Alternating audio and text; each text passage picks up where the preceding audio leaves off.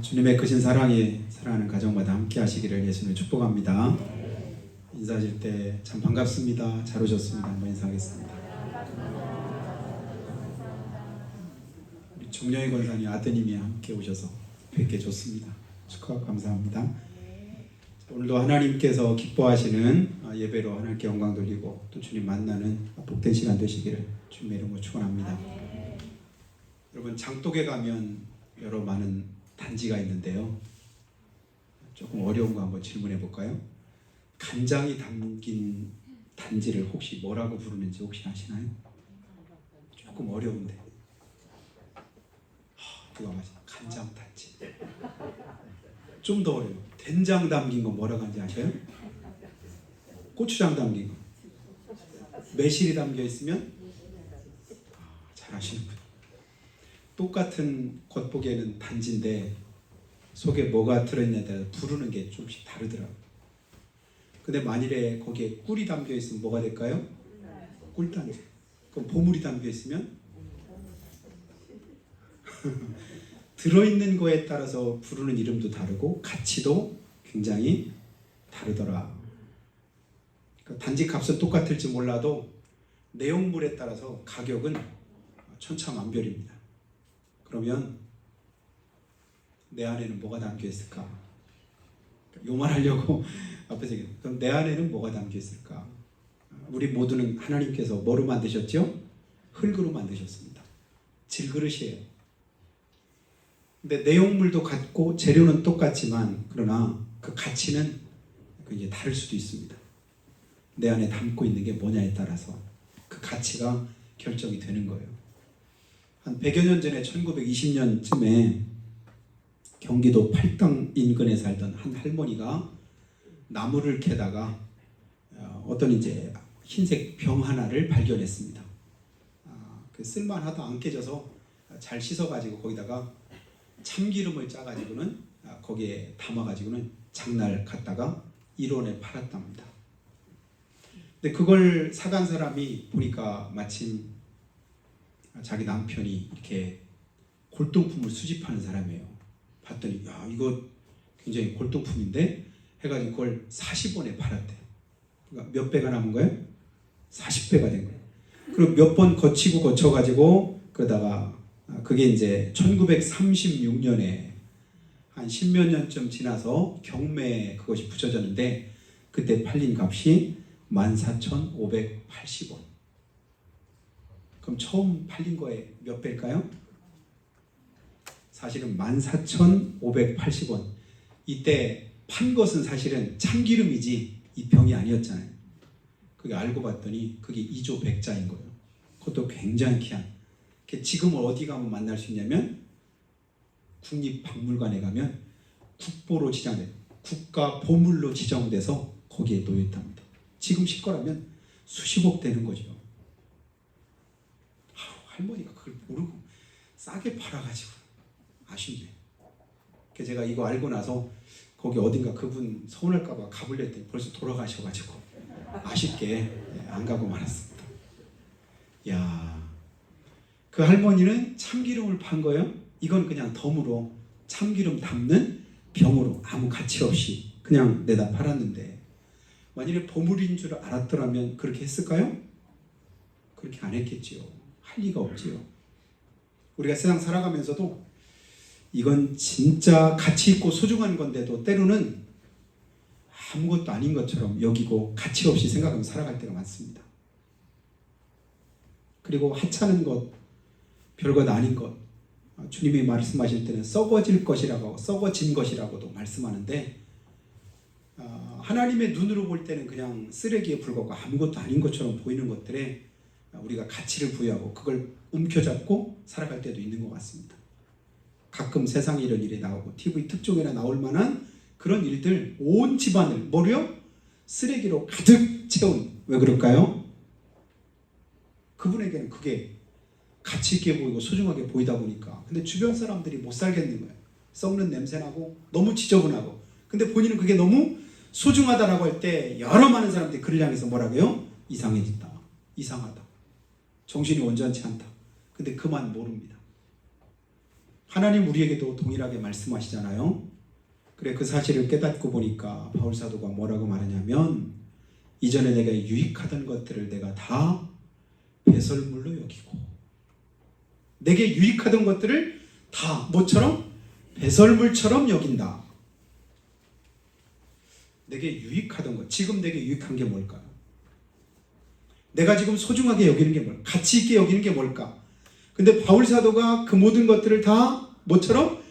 배설물로 여겼다고 할 때 그 배설물 안에 내가 지금도 가치 있게 여기고 소중히 여기고 그러면서 내 품 안에 품고 다니는 주님 보실 때는 냄새나고 더러운 그런 삶의 모습을 우리가 가지고 있지는 않은가 다시 한번 돌아보는 그런 시간이 되었으면 좋겠습니다. 그래서 주님 우리에게 마태복음 13장에서 여러 이제 천국에 관한 그런 말씀들을 우리에게 비유로 말씀하셨는데 제가 자주 여러분에게 말씀드리는 비유 가운데 하나가 천국은 마치 밭에 감추인 보화 같으니 천국이 뭐와 같다고요? 밭에 감추인 보화 같으니 그걸 발견한 사람이 취했던 행동이 두 가지였습니다. 뭘까요? 밭에 감추인 보화 같은데 그게 천국인데 어떤 사람이 그걸 발견했습니다. 그리고 나서 첫 번째 한 건 뭐냐면 감추어뒀대. 왜 그럴까요?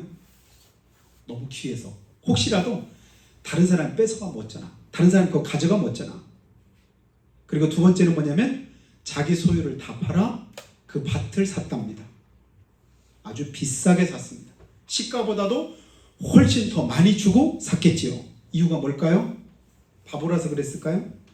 아니에요. 그 사람은 밭을 산 게 아니라 사실은 뭘 산 거죠? 그 밭에 있는 보화를 산 거지요. 보화 있는 걸 알으니까. 믿는 사람들이 우리가 가만히 보면 믿음 있다고 하면서도 사실은 거꾸로 살아갈 때가 많이 있는 것 같습니다. 내가 예수 믿는 사람이야. 천국 백성이야. 천국의 시민권을 이래봐도 가진 사람이야. 하나님의 자녀야. 그렇게 믿으시는 분만 하면 진짜 그렇습니까? 그러면 내가 그렇게 살아가고 있느냐고. 보화라고 여겼는데 보화를 발견했는데 다 들춰내고 다 드러내고 뭐 원수 마귀가 와서 뺏어가든 사탄이 와서 뺏어가든 귀신이 와서 장난치든 아무런 상관없이 그냥 내버려두고 살아가는 건 아닌지 아니면 그것이 소중해서 잘 덮어주고 감싸주고 보이지 않게 뺏기지 않도록 드러나지 않도록 다른 사람이 훔쳐가지 않도록. 사실은 우리 안에 있는 보화를 훔쳐가는 자는 원수 마귀지요. 근데도 그 원수 마귀가 그것을 뺏어가려고 하고 그것을 가져가려고 하는데도 불구하고 아무렇지도 않은 듯 그렇게 살아가는 우리의 삶은 아닌지 그것을 내 것으로 삼기 위해서 자기의 모든 소유를 뭐 했다고요? 다 팔아. 아이고 아까운데. 아까운 게 아니죠. 다 팔았다. 이건 그냥 없이 한 것이 아니라 낭비한 것이 아니라 사실은 뭐 한 거예요? 투자한 거죠. 투자라고 하는 게 뭐예요? 더 나은 이익을 얻기 위해서 내가 어떤 대가를 지불하는 게 그것이 투자인데 낭비하고는 전혀 정반대의 개념입니다. 그래서 결국 그것을 내 것으로 삼으니까 내가 훨씬 더 유익하게 되더라. 그것을 우리에게 가르쳐주고 있습니다. 사랑하신 여러분, 저 여러분에게 천국은 어떤 가치를 지니고 있나 다시 한번 생각해 보기를 예수님을 축원합니다. 우리 안에 천국이 있습니다. 우리 안에 주님이 계십니다. 믿지 않는 사람들이 가지지 못한 보물이 내 안에 있습니다. 그분이 누구시라고 오늘 말씀하냐면 그분이 바로 예수님이랍니다. 예수 그리스도가 내 안에 보물처럼 자리하고 있는 사람의 삶의 모습은 밭을 갈다가 보화를 발견한 그 사람처럼 똑같이 비슷하게 행동해야 그것이 정상인데 나 보화 가지고 있어 그러면서 아무렇지도 않은 듯 가치 없는 듯 그렇게 행동하고 살아간다면 둘 중 하나지요. 보화가 아니든지 아니면 그 보화의 가치를 깨닫지 못하든지. 진짜 내 안에 있는 것이 보화고 그 가치를 깨달았다고 한다면 우리 그것을 소중히 여기고 귀하게 여깁니다. 우리가 성가대 찬양을 통해서도 불렀잖아요. 손에 있는 부귀보다 주를 더 사랑하는가. 이슬 같은 목숨보다 주를 더 사랑하는가. 어때요? 솔직하게 한번 대답해 보자고요. 손에 있는 부귀보다 주님 더 사랑하십니까? 이슬 같은 목숨보다 주님을 더 귀하게 여기십니까? 온전하게 대답하기가 쉽지 않다고요. 왜냐하면 내가 그렇게 여기지 못하기 때문에.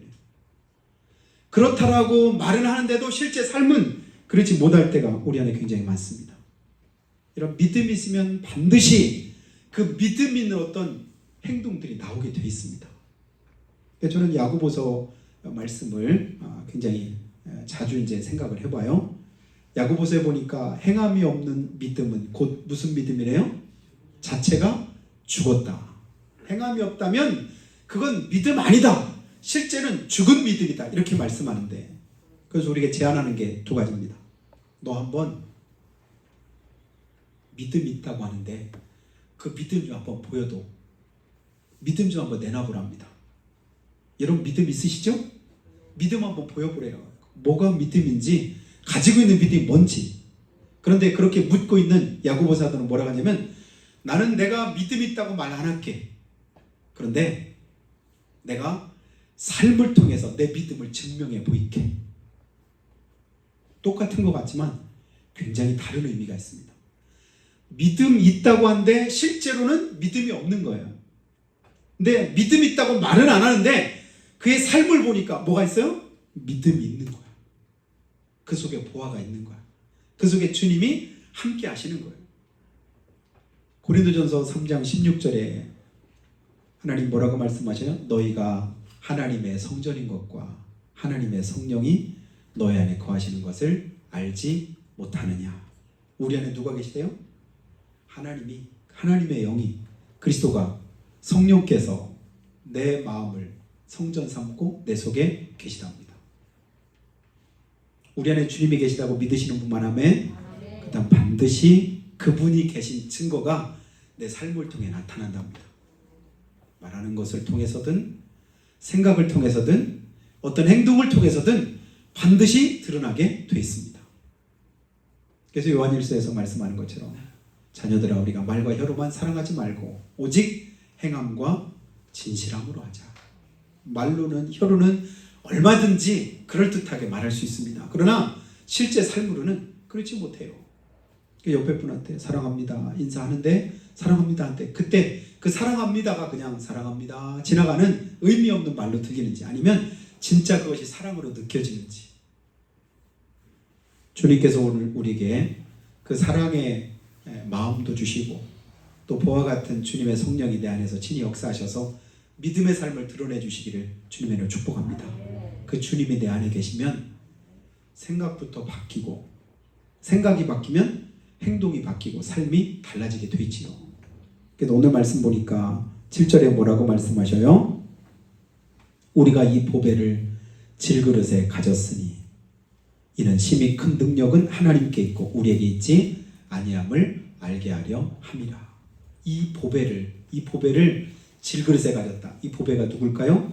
예수님이, 우리가 가진 믿음이 내 안에, 질그릇 같은 내 안에 계시다. 그 주님이 내 안에 계실 때 나타나는 증거가 뭐냐면 심히 큰 능력이, 내가 살아가는 삶을 살아가는 힘과 능력이 나를 통해서가 아니라 누구를 통해서? 내 안에 계신 주님을 통해서 나타나고 증거됨을 깨닫는 삶, 그게 믿음이지요. 여러분 우리가 살아온 삶이 우리가 사는 삶일까요? 아니죠. 주님의 은혜지요. 주님께서 힘 주셔서 우리가 살아가게 되고 주님께서 은혜 주셔서 우리가 사는 거예요. 내 힘으로 살 수 있는 그런 능력이 사실은 우리가 가지고 있지는 않습니다. 근데 착각하는 거죠. 내 힘으로 걷는 것 같고 내 힘으로 숨 쉬는 것 같고 내 힘으로 살아가는 것 같지만 실제로는 그게 아니라 하나님의 은혜 가운데서 우리가 살아간다. 이걸 인정하고 살아가는 삶이 믿음의 삶이고 그걸 우리가 예수 믿는다고 말하는 겁니다. 그래서 그 다음 8절에 보니까 그 보화 대신 주님이 우리 안에 계시니 그 다음에 어떻게 된다고요? 우리가 사방으로 우겨쌈을 당하여도 어떻대요? 쌓이지 아니하며 답답한 일을 당하여도 낙심하지 아니하며 그 다음에 박해를 받아도 버림받지 아니하며 거꾸러뜨림을 당하여도 망하지 아니하고. 그렇게 믿으시기를 예수님의 축복합니다. 주님, 우리가 이제는 주님이 나와 함께 하시니 주님이 나를 지켜주시니 내 안에 주님이 계시니 어떻대요? 사방으로 우겨쌈 당해도 쌓이지 않습니다. 답답한 일 당해도 낙심하지 않습니다. 거꾸로뜨림을 당하거나 박해를 받아도 버림받거나 망하지 않습니다. 왜냐하면 주님이 도우실 것을 믿기 때문에. 주님이 지금도 나와 함께 하시는데 내가 이 정도 어려움에, 이 정도 문제 앞에 내가 낙심하고 좌절할 수 있습니까? 아니지요. 주님 도우실 줄로 믿습니다. 지키실 줄 믿습니다. 역사하실 줄로 믿습니다. 이 믿음으로 살아가는 게 그게 믿음이래요. 그래서 그 믿음 가지고 내 안에 주님이 계시는 것을 인정하면서 살아가다 보니까 우리 생각과 우리 삶이 어때요? 계속 긍정적이고, 그리고 낙천적이고, 그리고 하나님께서 기뻐하시는 그런 믿음의 삶을 우리가 추구하게 되어 있습니다. 제가 좋아하는 말씀이 잠언 10장 24절인데요. 악인에게는 그의 두려워하는 것이 임하거니와 의인은 그 원하는 것이 이루어지느니라. 엊그제 뒤늦게 우리 장대훈 집사님이 신방 예배 드렸는데 올해 뽑은 말씀이 바로 이 말씀이었어요. 더 제가 기억을 하는데, 악인에게는 그의 두려워하는 것이 임한다. 의인에게는 그의 소원하는 것이 이루어진다. 여러분, 내 마음에 두려움이 있습니다. 걱정이 있습니다. 염려가 있습니다. 그런데 주님께서는 우리에게 계속해서 뭐라고 말씀하시죠? 두려워하지 말라. 놀라지 마라. 염려하지 마라. 걱정하지 마라. 아니, 나도 모르게 내 속에 계속해서 두려움도 놀라움도 걱정도 염려도 계속 자리하고 내 속에 들어지는데도 주님은 우리를 향해 계속 뭐라고 말씀하셔요? 그렇게 하지 말래요. 그러면서 뭐라고 말씀하셔요? 내가 너와 함께한다. 내가 너를 도와준다. 내가 너를 지켜준다. 내가 네 마음과 생각도 붙들어준다. 약속을 계속 주고 계십니다. 주님께서 주신 약속을 가지고 우리는 모든 두려움과 걱정과 염려를 다 뭐하래요? 내버리라고 말씀합니다. 그리고 주님께 맡기라고 하시죠. 믿음은 뭐예요? 맡기는 거지요. 누구에게? 주님께. 주님께 맡기. 주님께 드리는. 내가 할 수 없는 것을 주님께서 대신 도와달라고 맡겨드리는 것이지요. 그러다 보니까 여전히 걱정 안에, 두려움 안에, 여러 가지 불안 가운데 내가 있다고 한다면 그걸 드리지 못한 것이고, 드리지 못했다는 것은 내가 믿음의 삶을 살고 있지 못하다는 증거지요. 주님이 두려워하지 말라고 했는데, 걱정 말라고 했는데, 염려하지 말라고 했는데 지금 내 안에 자리하고 있는 그것이라고 한다면, 지금 내 영적인 상태는 어떤 상태인 거죠? 믿음의 상태가 아닌 거지요. 의인의 그런 자리에 내가 이르지 못한 것이지요. 의인에게는 그가 원하는 것이 이루어진다. 빌립보서에 말씀한 대로 하나님이 자기의 기쁘신 뜻을 위해서 우리 안에 소원을 두고 행하시느니라. 그러니까 의인에게는 자기의 원하는 것, 소원이 이루어진다라고 할 때, 주님 안에 있다 보니까 계속해서 내 안에 어떤 선한 소원이 일어나는 것, 선한 뜻이 내 안에 자리하는 것, 주님을 위한 삶을 내가 살고 싶은 그런 마음들이 생겨나는 거예요. 오늘 내 안에서 일어나는 그 마음의 상태를 가지고 내 심령의 상태를 어느 정도 가늠해 볼 수 있는 걸 보는데요. 여러분, 저 여러분의 신앙을 다시 한번 점검해 볼 수 있기를 주 이름으로 축원합니다. 그래서 두려움이, 걱정이, 염려가 자리하는 것 자체가 내가 영적으로 하나님 앞에 온전하지 못하다. 그래서 부활하신 주님께서 제자들 앞에 나타날 때 맨 먼저 하셨던 인사가 뭐라고 했죠? 주님이 부활하시고 나서 제자들에게 딱 나타날 때, 처음 나타날 때마다 하던 인사가 뭐예요? 평안하냐? 평안이 너에게 있을지어다. 그걸 구약에서는 히브리어는 뭐라고 하냐면 샬롬, 이게 이제 지금도 이제 이스라엘 나라 사람들이 하는 인사가 샬롬이에요. 그런데 이제 헬라어를 이렇게 오니까 그리스어로는 뭐라고 그걸 인사하냐면 에이레네. 한번 따라할까요? 에이레네. 샬롬은 많이 했는데 에이레네는 안 해봤죠. 근데 제가 우리말로 이걸 해석을 해봤습니다. 왜 이래네? 아니, 믿음 있는 사람이 왜 그렇게 걱정 가운데 있어? 너 왜 이래네? 제가 지금 지어낸 거예요. 실제는 아닌데, 예수 믿으면, 하나님께 맡겼으면, 하나님의 뜻대로 살면 얼마든지 내가 그 속에서 다시금 소망을 가지고 힘있게 하나님께로 가까이 나갈 수 있고, 부르짖어 기도할 수도 있고, 주님께서 주시는 은혜를 사모할 수 있는데, 자꾸만 안 믿는 사람과 똑같이 낙심하고 좌절하고 걱정, 염려에 사로잡혔을 때 그에게 주는 그 말이 뭘까요? 왜 이래? 너 왜 이래?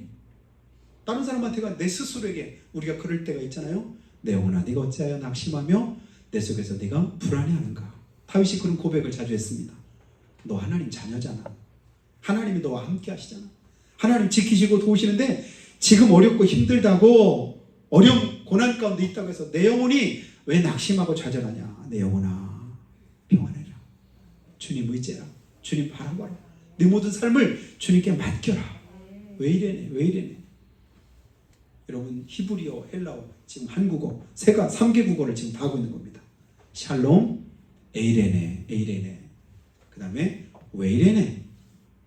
내가 믿음 밖에 있을 때 내 스스로에게 여러분 그렇게 다시 한번 물으시기를 주님의 축복합니다. 너 그러면 안 되잖아. 왜 이래네. 주님 앞에 바로 서야지. 하나님 뜻을 구해야지. 하나님께 맡기고 의지해야지. 근데도 주님께서 수없이 그렇게 말씀하셨음에도 불구하고 예수님의 말씀을 믿지 못하고 주님께 온전히 내어드리지 못했을 때 주님께서 말씀하지요. 왜 의심하였느냐. 믿음이 적은 자들아. 왜 의심하니? 왜 그렇게 하나님께 맡기지 못하니? 아까도 말씀한 것처럼 이사야서 41장 10절에 두려워하지 말라. 놀라지 말라.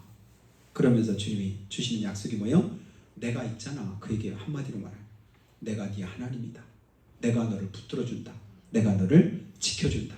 결국은 하나님이 책임지실 텐데 왜 너는 두려워하고 놀라느냐. 그거 주님께 맡겨라. 그렇게 말씀하십니다. 여러분 암행어사가 믿고 암행어사가 자기가 든든하게 생각하는 게 뭐라겠죠? 자기 안에는 마패요. 다른 사람보다 잘난 거 아무것도 없고 겉으로 볼 때는 오히려 못나지만 근데 자기 스스로 가지고 믿고 있는 한 가지 그게 뭐라고요? 임금이 직접 자기에게 맡겨준 마패가 그게 자기 안에 있는 한 전혀 두려워하거나 주눅들거나 또 불안해하거나 걱정하거나 염려하지 않습니다. 왜냐하면 왕이 부여한 권위가 있고 권세가 있거든요. 그렇다면 오늘 하나님은 우리에게 요한복음 1장 12절에서 이런 약속을 주셨습니다. 영접하는 자 곧 그 이름을 믿는 자들에게는 하나님의 자녀가 되는 권세를 주셨으니. 아멘. 우리가 어떻게 구원받았다고요? 예수님을 내 안에 영접하고 주님을 내가 받아들였더니 내 안에 뭐가 있어요? 하나님의 자녀 되는 권세가 주어졌다. 하나님의 자녀된 권세가 내 안에 있으니 내가 이제는 암행어사가 마패 가지고도 든든하다면 하나님의 자녀된 권세가 그만 못할까요? 사실은 비교 자체가 안 되죠. 그런데도 우리는 너무 세상 것에만 보이는 것에만 손에 잡히는 것에만 주목해서 살아갈 때가 많습니다. 여러분 가진 것도 없고 어느 누구보다 잘나지 못했다 할지라도 그것 때문에 문제되지 않습니다. 주눅들 필요 없습니다. 내 모습 이대로 주님이 지으셨어요. 지금도 주님이 나와 함께 하십니다. 그 주님께서 나를 붙들고 계십니다. 그 권세 앞에 그 권위 앞에 저 여러분이 함께 할 수 있는 그런 은혜가 있기를 예수님을 축원합니다. 이미 주님이 우리 안에 거하고 계시다. 너희가 하나님의 성전인 것과 하나님의 성령이 너희 안에 거하시는 것을 알지 못하느냐. 아십니까? 그렇게 믿으시기를 축복합니다. 주님이 내 안에 계시구나. 주님이 계시니까. 그래서 주님과 함께하는 거예요. 주님과 동행하는 거예요. 주님과 동행하는 삶이 뭐예요? 내 안에 계신 주님과 함께하는 그런 믿음의 삶. 그것을 우리가 신앙생활이라고 말합니다. 종교생활은 뭘까요? 내가 필요할 때만 대상을 찾는 거예요. 평소에는 필요가 없어요.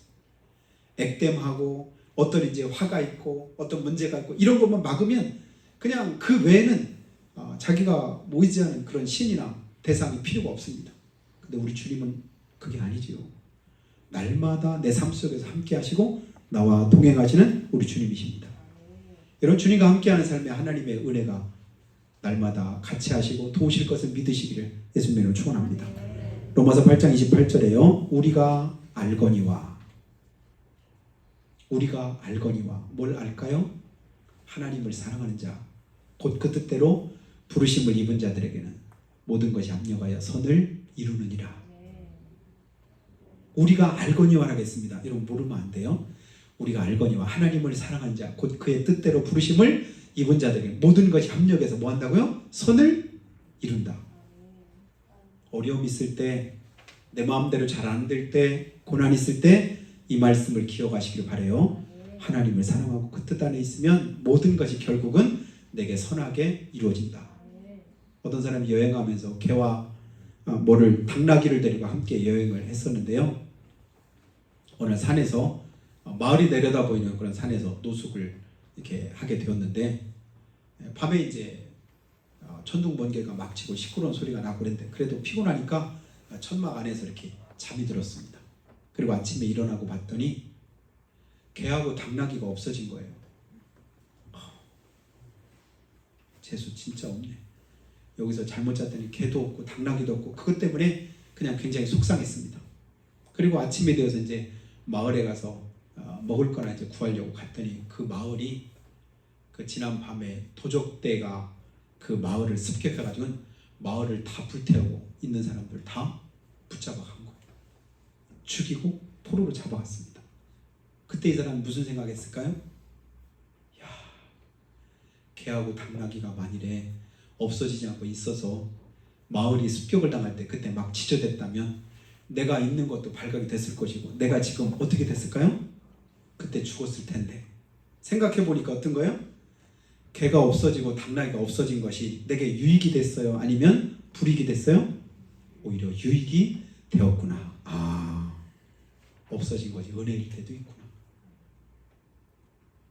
여러분, 내가 가진 것 때문에, 그것 때문에 오히려 고통하고 슬퍼하고 마음에 굉장히 고민하는 그런 경우가 복음서에서 나오잖아요. 어떤 부자 청년이 예수님께 왔습니다. 어떻게 하면 영생 얻을까요?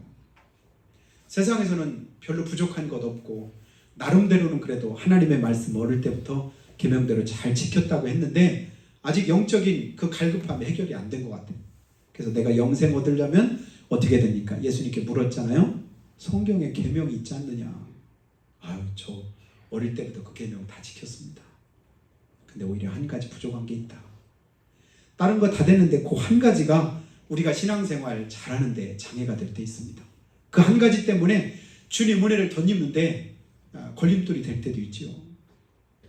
그래서 예수님께서 뭐라고 말씀해? 너 가진 거 다 팔아 가난한 자 주고 너는 나를 따르라. 그러면 하늘의 보화가 내게 임하리라.